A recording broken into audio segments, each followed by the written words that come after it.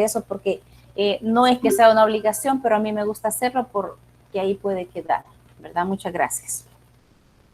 Entonces, en esa tablita de diferencia, lo que quiero hacerles énfasis, por los que no la tienen, se hizo una serie de 4, quiere decir que por cuatriplicado. Casi siempre se acostumbra triplicado.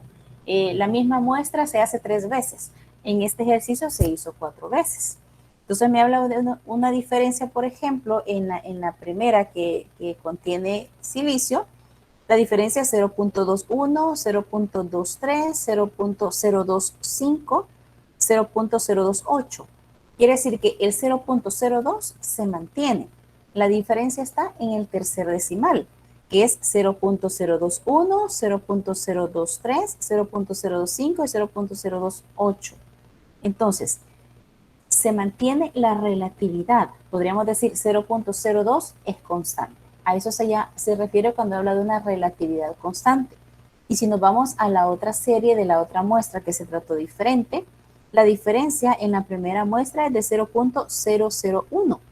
En la segunda es 0.002, 0.002, 0.004. Diríamos que en la muestra 4 es donde se me disparó un poquito, pero la diferencia se mantiene constante. A eso se refiere cuando le menciona que la relatividad se mantiene constante, aunque aparentemente una muestra, el peso de una muestra se me dispare con la otra.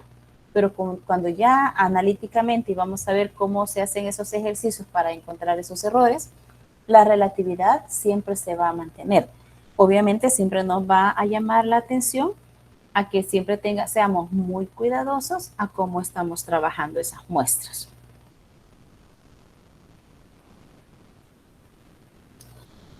Hay algo que a mí me llamó la atención y le dice en la página 13, mientras más sólido sea el conocimiento que tiene el químico analítico de los principios químicos, será menos probable que desarrolle métodos con errores inherentes. Y un entrenamiento cuidadoso en las técnicas de laboratorio puede eliminar malos hábitos o, mejor aún, prevenir su desarrollo. Quiere decir que los errores siempre vamos a estar propensos a cometerlos, pero siempre si nosotros somos bien cuidadosos en todo lo que vamos a hacer, entonces los errores se van a ir disminuyendo, ¿verdad? Hay otros errores indeterminados, quiere decir, son errores que se dan por situaciones que pasan y a veces están lejos o se escapan de nuestras manos. ¿Cuáles podrían ser?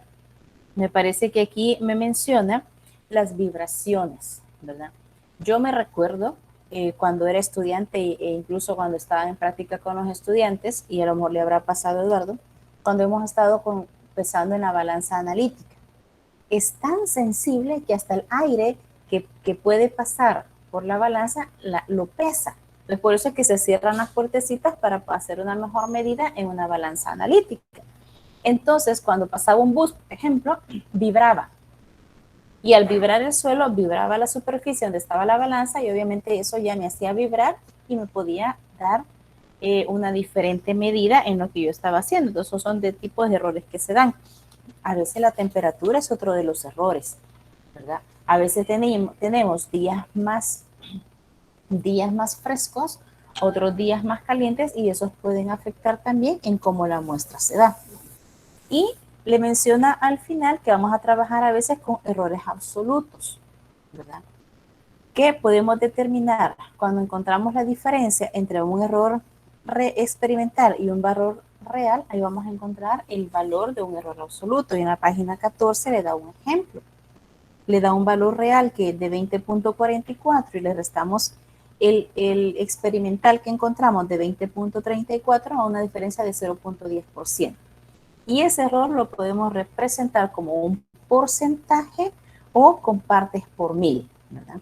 Cuando es en porcentaje, la división, acuérdese que la relatividad siempre va a ser una división.